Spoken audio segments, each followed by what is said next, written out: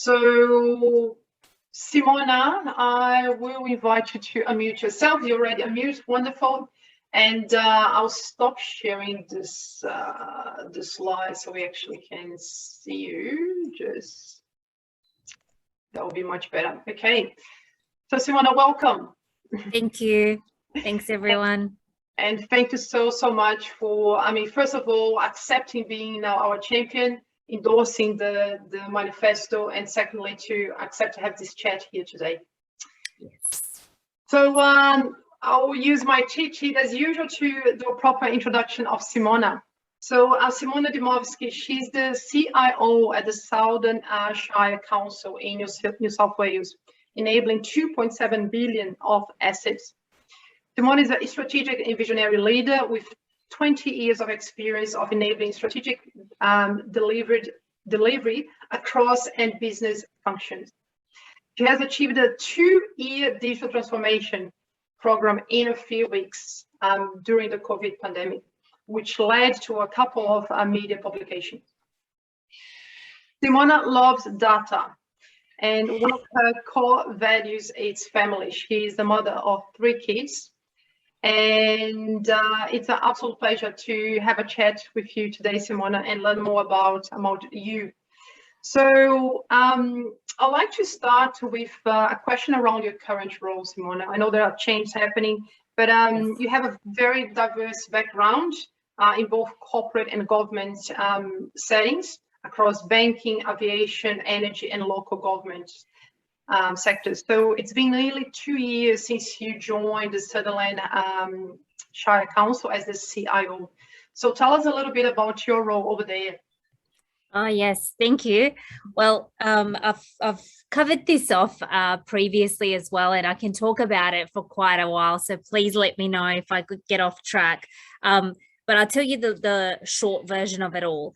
So the role, I started with Sutherland Shire Council in November 2019. And at the time when I started, you know, there was just a lot that needed to be done. And we all knew it. It was a big team, but I look after not just technology, also look after customer experience, information management, privacy, security, obviously, and a number of other IT related functions.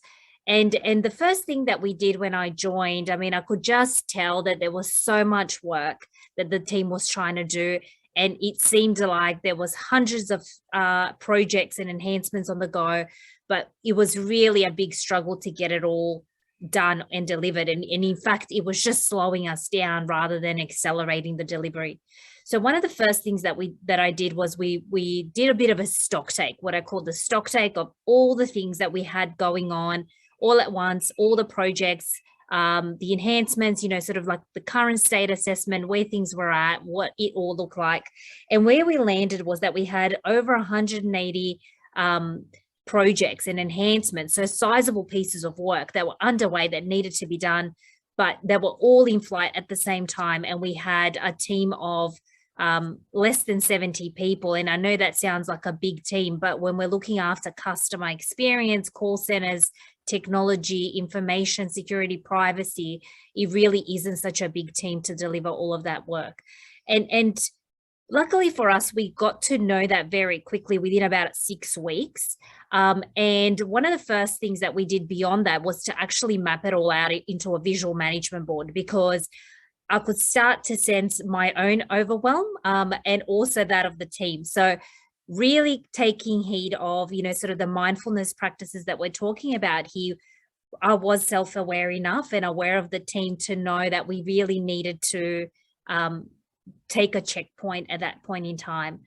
Now, that takes us into about February timeframe. We set up visual management boards. We started, got some courses, got our team into agile practices and Scrum Master training. And one of the best things about that, it's not really just the ceremonies or thinking about things in a different way. It's also a bit of a mindset shift. And very quickly, what we did with the team was start really looking at, you know, who are we and why are we here sort of questions. What are we here to serve? Who are we here to serve? What are we here to do? Let's start thinking about our presence here in terms of the bigger picture. You know, it's not just about coming in and, you know, doing the day-to-day stuff. It's really about like, what is our purpose here? And I think that helped us really greatly, because within a month we had to shift very quickly to enable all of council to work remotely, because we had, you know, by that stage, by about that February, March stage, we realized that, you know, COVID was not just something that was happening far away. It was at our doorstep, and we really needed to shift very quickly to enable that to happen. And what we did in that period, when I talk about this transformation, you know, we were really at that point in time not enabled to work remotely, or you know, we had a lot of these projects and we had mapped them out, and we thought, you know, we've got 180 of them, and if we wanted to roll out collaboration tools, it was something that was going to be, you know, done a certain way, with all the change management in place, and, you know, the education that needed to happen. So rolling out even something simple as Teams was something that we saw across the entire organization. Mind you, there's, you know, 1,600 people, and with varying degrees of technical ability. We saw that as a 12-month project, not just from the technical standpoint, but actually to embed the change. Now, we had to get that done in about 2 weeks. So it was kind of stuff like that happened during that time, where we talk about, well, this transformation happened very, very quickly. But another thing that happened as a result of COVID, and during that time, because we had to sprint so fast, was that we started, and luckily for us, we started doing a lot of that identity work about, you know, who are we as a team? What are the common values, expectations that we have of each other? What are the practices we want to bring forward? You know, what are the sort of things that kind of the collection of traits that make us who we are? And during that time, that 6-week period where we were enabling and setting everything up, and we talk, you know, I talk about Teams, we enabled remote desktops and VPN, we enabled soft phones, we upgraded the internet links, we did a lot of stuff. I say we move heaven and earth to make all of this happen. But throughout that time, we were doing daily stand-ups. And so I had a team of all my team leaders, managers, and specialists. Out of the 70 that I talk about, 70 or 80 roles, there was at least 25 to 30 people on a daily call, or, you know, before we actually shifted to working remotely, they were, you know, all at the stand-up, and we were huddling together every day in order to get through this massive amount of work that we had. So we established a lot of mindful practices during that time as well, such as even a quick gratitude practice of about 1 or 2 minutes at the start of every single meeting. So that was quite revolutionary, and it was not something that I've ever really done before at a work setting either. And I don't think it was anything that my team had ever gone through. But what we noticed was, because we were sprinting so fast, everything became very, very transactional, and we wanted to build an identity as a team, and you know, a collaborative team with respect and values, and you know, setting the expectations. But what we ended up doing was really focusing on the fast transactional stuff, like, okay, what are we doing today? What are we doing to what did you do yesterday? What are your blockers, and what are the risks? And let's kind of iron all of this stuff out. But where we ended up landing was that we started focusing on, then there was just a lot of it as well, all the hurdles, and bringing it back to starting the meeting with a mindful intention and with the mindfulness practice really changed the way we did things, you know, really changed how we saw that meeting as well. So that's just a little bit of background about what that transformation was about. Yeah. Thanks so much, Simona.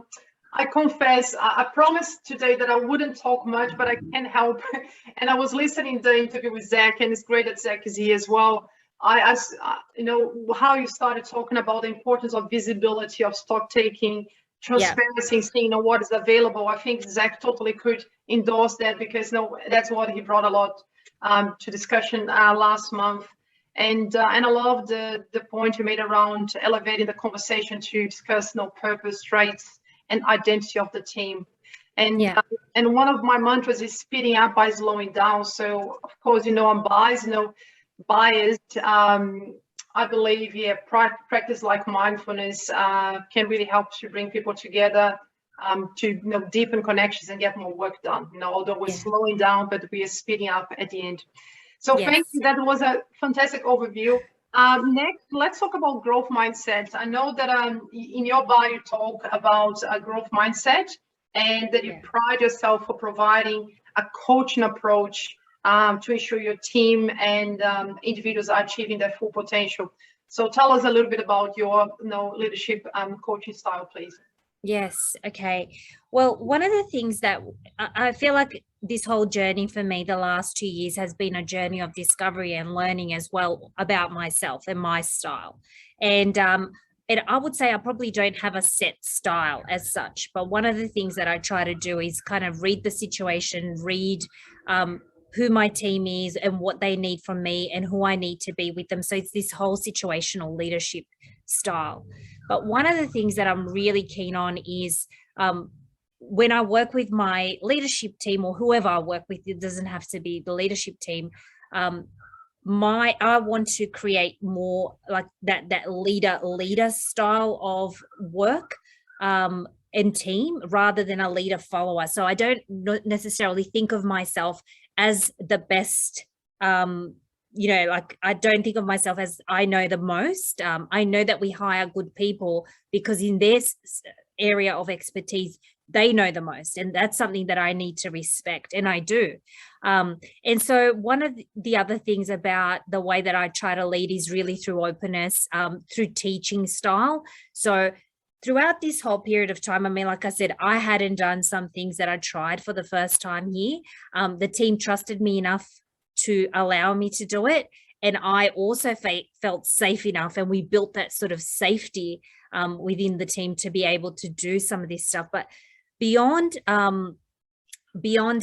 sort of the meditation and the gratitude practice, and obviously all the agile practices I talked about in terms of, radical transparency and having that sort of higher visibility, the purpose of the team, there was a lot of work that we did together, because in some cases people were on a different growth journey throughout, in my leadership team, and we're all on a journey throughout. So one of the things that we started establishing is playbooks, and I would put forward as much as I could in terms of information about certain areas. Sometimes it was leadership, sometimes it was thought leadership. Who is the best thought leader? How do we make decisions? That was another playbook that we put together, and we actually would bring them out in meetings and walk through them. And probably one of the best examples, and if I know I saw something about lean earlier on in your, maybe it was just like in the background that you had done some lean work, but one of the best examples of how we accept ideas into the portfolio or assess them is through a lean canvas proposal, where we look at, okay, what is this idea? What's great about it? What are some of the risks about it? How much would it cost? Who do we need? Is it something worth investing into? So that's another example of this playbook that we put together, that I put together. But then my team, with their areas of expertise, could come in and either fill out the playbooks, or they could actually create their own playbooks that they shared with us. So we did a lot of work in terms of looking at even self-awareness playbooks. So we had one of those as well, where we kind of show up when we do come to meetings, we check in with ourselves, first of all, as a team, individually, first of all, and then we kind of just check in with each other. How are we feeling today? How are we presenting? Are we kind of half in, or are we at 50%? How full is our cup today? And so what sort of a meeting are we going to be able to have, as an example? Revolutionary indeed. How are you feeling kind of question? Yes. Yeah. So there was like I said, I mean, I think I was just as much as the student during this whole period as I was the teacher. So yeah, that's where I say I take that coaching approach, because I'm curious too, and I know there's always something for me to learn throughout these interactions as well. So fantastic. Thanks for sharing it so openly, Simona.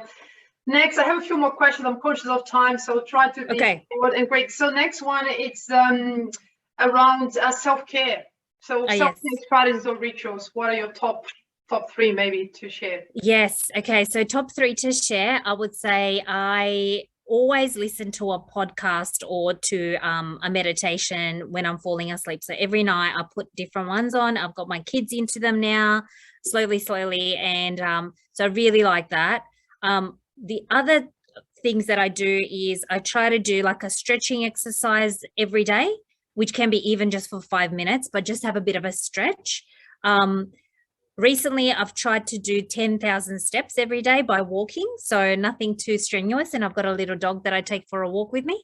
And the last one is that I try to do grounding every single day. So whether that is I kind of, if I'm doing my stretches or I do some yoga, I try and do it barefoot, for example, and ground to the earth. But if I can't do that, another good practice someone has said is if you've got any pot plants or flowers or trees or anything like that, if you do go and touch those, the leaves or the bark, it's kind of like just touching nature again. So I try to do those things. Thanks, Simona. And for those who laugh, it's highly scientific and there's a beautiful documentary actually about grounding. I'll see if I can find during the breakout rooms that I share in the chat box. It's a beautiful documentary about grounding, highly researched. Thanks, Simona. Thank you. How about what mindful leadership means to you?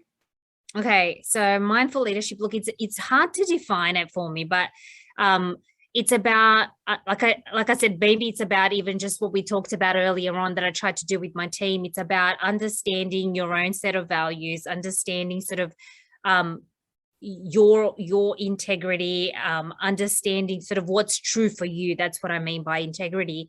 What are your expectations? Being aware, so being constantly kind of self-aware and aware in specific situations about what's coming up out of that situation for you, and having together some practices so that you can make the best decisions that you can with a clear mind as much as you can. Or if you know your mind's not clear at that point in time, it's about then deferring or delaying those decisions to a time when you feel centered enough to be able to make them. So I think in summary it would be about, really kind of having a very good understanding, having a good intention, understanding what that is and kind of being aware moment by moment as much as you can. And that's not always possible. It's not possible for me anyway. But it's about being aware enough to know then, well, this is something that I need to do at a later point in time, as an example, or, being aware and knowing, okay, these are the sort of things that these decisions I can make, for example, in the morning or whenever I'm grounded or whatever it might be. So I think in a nutshell, probably that self-awareness and being able to manage and navigate yourself through them. Yeah. Thank you. Thanks. Great. And I have a question from the group, but before I'll just ask you another one. You mentioned that today's declaration, so we promote a healthy culture. It's the most important for you, is a favorite declaration, right? Would you like to comment on why? Yeah. Yes. So I think one of the things that I kind of, I'm a very humanistic type of leader, I'd say. And even coming into this role, I did think that it was going to be, kind of 50% about the people and it was going to be 50% about the technology. Where I ended up landing very quickly was that I found myself thinking it's actually 90% about the people and the stakeholders, and it's all about people. And it's not so much about the technology because, and I think I had a misconception about that. So when I actually started looking at, well, really it's about all the relationships, all the people, their motivation, understanding how they show up, why that's the case, what motivates them, how can we get the best out of each other. I started realizing that culture is actually really, really, really important in order to get anything done successfully and with the least amount of hurdles or pain points. It started emerging as one of the key things that I needed to focus on. So that's why for me, I think culture and having, everybody, well, as much as we can, speaking the same language, understanding what we mean by what we say, having similar practices, so we're not all just running off and, kind of on our own tangents, became really, really, really critical, especially when we had to sprint so fast to get things done. So it became, kind of the make or break, I'd say. So yes, that's probably why I'd focus a lot on culture. Thank you, Simona. And a question that came from the group, it's what resources would you like to share with the group for mindful practice to start a meeting, based on your comments before? Oh, yes. Yeah. So what I did before, a lot of the meetings that we had are virtual, and I use YouTube, and you can use Calm, or there's a number of many free ones. I normally test them out first just to have a look. They're guided meditations that you can select, how many minutes you're thinking that you'd want to start with. So I would definitely recommend using YouTube for stuff like that, with some of the channels like, Calm, Gaia, Headspace, I think, and they're free. If you were to use it in a physical setting, the app that I would recommend is Insight Timer. It's free, and it's got the most that I've seen different type of meditations, but of course there's others as well. But because this one's free and I've been using it for many years, I've probably been using it for more than 10 years, I kind of just stick to that one. Yeah. Brilliant. Thanks, Simona. And any final words that you'd like to share? I know we had questions around leadership lessons, and yes. But what are the final message that you'd like to share with the group? Look, I think final message that I'd want to share with the group, like probably something that I already talked about. I find that being a leader in any field, probably, but I know even in a tech field, fundamentally, yes, you do need to understand, obviously, technology, you need to understand business, but where I found I had the biggest learnings was understanding people and working with people, and really focusing on people as the greatest assets for the organization, and also for the greatest success of that organization as well as yourself. So I would probably go back to that. Yeah. Excellent. Thanks, Simona. Thank you. And for everyone else, if you want to learn more about Simona, of course, you can check her bio on LinkedIn, but also on our website. There are a number of articles that she was interviewed for. Yes, and I'll send you those. Yeah. Yeah, I'll be updating your bio as well. Wonderful. Okay, so thanks again, Simona, and please you're super welcome, of course, to stick around if you have the capacity. Otherwise, we'll catch up another time. Sounds good. Thank you. Okay.